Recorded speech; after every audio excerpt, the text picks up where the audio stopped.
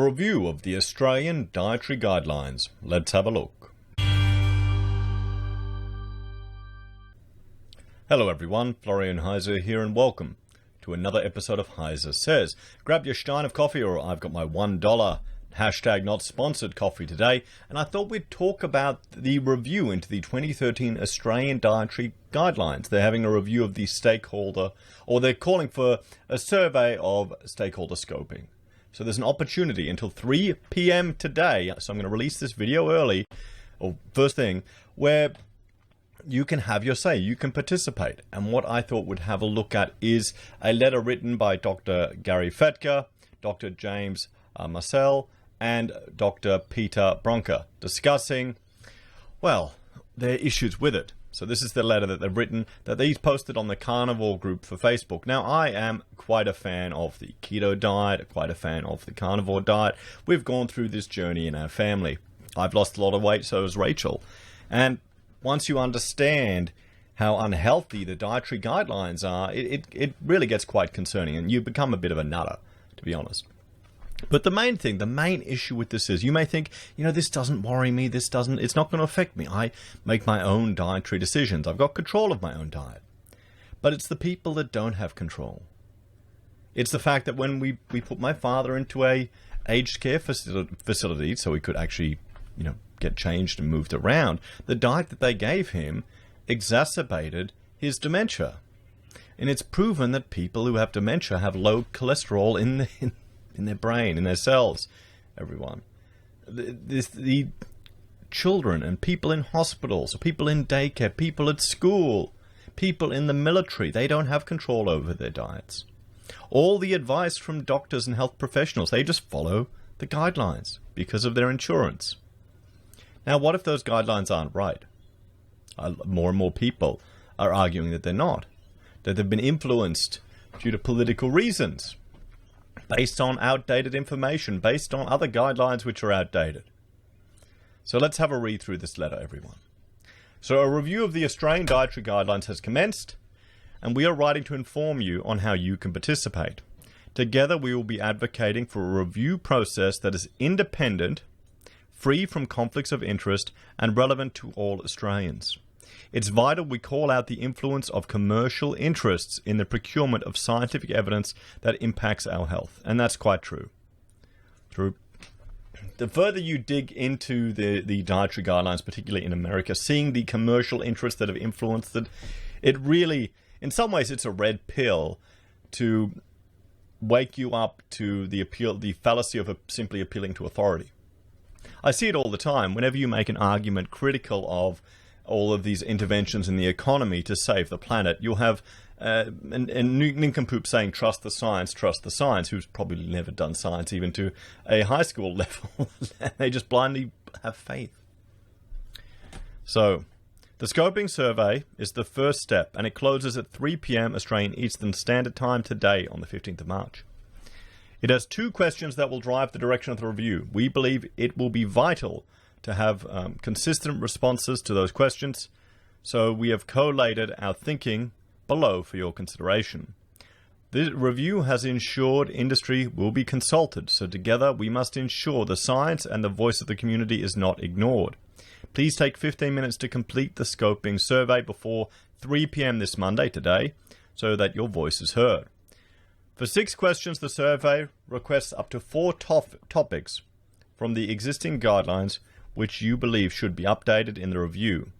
We've collated our shared thoughts on priority topics for your consideration. Cereal and grain consumption. I mean, you don't need it. You don't need cereal and grains in reality, everyone. I mean, I've been celebrating my birthday weekend. Today I am 40 years old, so I have officially become a boomer. I think that's how it works, isn't it? And we went down the Gold Coast, and Rachel took me out. We dropped the kids at my mother's place, and half the kids at her mother's place, and we went out on a date. We saw just a really corny action movie, boss level, where you don't need to think. I went out and ignored my diet entirely and had beer and burgers, and of course I'm paying for it right now. But it was a good night. But still, you don't need to eat this stuff. I'm regretting eating it now. So a balanced review, pros and cons of cereal and grain consumption, and whether the evidence is sufficient to recommend an exact minimum daily intake. That's the thing. A lot of this stuff is just pulled out of thin air for the whole population as currently included in the guidelines. A review of cereal and grain consumption should include a balanced review of the current guidelines, stating grain consumption is associated with a risk or a reduced risk of cardiovascular disease, type 2 diabetes, and excess weight gain. I mean, that's crazy. They're right. They need to look at it. Is it actually, does it reduce the risk of cardiovascular disease or type 2 diabetes? It'll spike your insulin. And weight gain, how many people just give up bread and start losing weight? Seed oil consumption. I mean, this is what really worries me more than anything. People are talking about all these health epidemics we have and these issues around the whole world. I bet you most of it comes back to seed oil because it's completely unnatural and it needs to be rebranded. You can use it's good. It's the only thing seed oil is good for is lubricating your chainsaw. So a balanced review of seed oils, for example, canola oil, sunflower oils, safflower oil, cottonseed oil, soybean oil, and rice bran oil. This includes products made from seed oil, for example, margarine, mayonnaise, and deep-fried foods. Seed oils become oxidized or rancid when subjected to heat, oxygen, and moisture, as in cooking and processing, and a review should consider the health implications of consuming these industrialized products.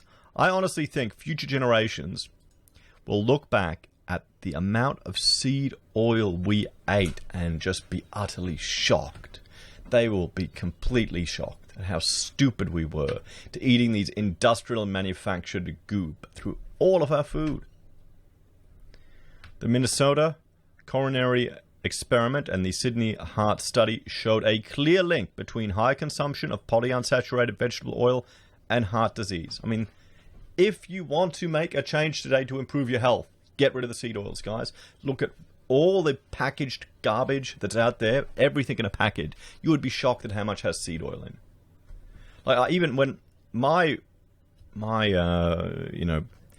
weakness are the Coles crunchy bread rolls, and they're full of seed oils. Sugar intake. Here's a good one. Provide guidance on the daily upper consumption levels of sugar, given the evidence showing excessive added sugar causes weight gain and chronic disease. The WHO has sufficient evidence to recommend daily limits for added sugar consumption for whole populations. A review of sugar intake should consider the evidence that natural and added sugars raise blood glucose levels and cause harm when consumed in excess. 100%. Meat consumption. A balanced review, pros and cons of meat consumption, including meat, poultry, and fish consumption, which with specifics to red meat. Sugar intake. A full review of original poor association data. For example, reviewing the salt blood pressure hypothesis, i.e. eating high levels of salt leads to higher blood pressure. My understanding is that that's been debunked. I've stopped worrying about salt intake, to be honest. But this is the thing, if you're eating naturally unprocessed clean foods, you have to add salt to stuff. There's so much salt in everything because everyone's terrified of fats that they just add salt to it. Low-fat diets. A balanced review of low-fat recommendations, such as low-fat recommendations for children after age 2. Why are they recommending low-fat diets to keep people? We have little Edward has got Down syndrome, so our goal is every little advantage we can give him to try and up that IQ 1 point will have a significant impact on him. And what's the brain made of, guys? What do they recommend for children under the age of 2? Fat, fat, fat. It's insane. And then all of a sudden, boom, when you're 2, the brain stops developing. Yeah, okay. Come on. Vegetarian and vegan diets. A balanced review of the statement, well-planned vegetarian diets are appropriate for individuals during all stages of the life cycle. Yes, that's it. Because, guys, you need to supplement on it. It's not natural. Here's the thing. Humans haven't evolved on vegan or vegetarian diets. They're a modern invention. If you're a scriptural, you have to think, Cain and Abel, who put up the vegetables? Who put up the animal meat? There you go. So for question 7, the survey requests up to 4 topics not already included in the guidelines, which you believe should be considered for inclusion in the review. For your consideration, here are the topics we believe should be included. Saturated fat, not reviewed previously. A balanced review of saturated, monounsaturated, and polyunsaturated fat consumption, including a balanced review of whether consumption of saturated fats leads to high cholesterol levels or increases the risk of heart disease. Consider saturated fat as a part of whole foods rather than individual nutrients. Most whole foods contain combinations rather than isolates. Evidence for and against low-carb eating. Taking into consideration the evidence for low-carbohydrate eating in preventing and reversing pre-diabetes and type 2 diabetes. I've met people who have achieved that. Honestly, if I had have kept going with my diet, I bet you I would have been on the road to pre-diabetes. And you probably wouldn't have even noticed it. You know, until you go to the doctor and all of a sudden they say you're pre-diabetic. More broadly, review the evidence for low-carbohydrate eating, fasting, and time-restricted eating in the prevention of chronic disease. Well, that's the OMAD, 1 meal per day, or intermittent fasting. You've got to think about it. We only became fat and lazy once we started farming and having 3 meals a day. Historically, humans wouldn't have done that. Sustainable diets. Dietary guidelines need to be underpinned by evidence for optimal human health. Sustainable food systems can be designed in response.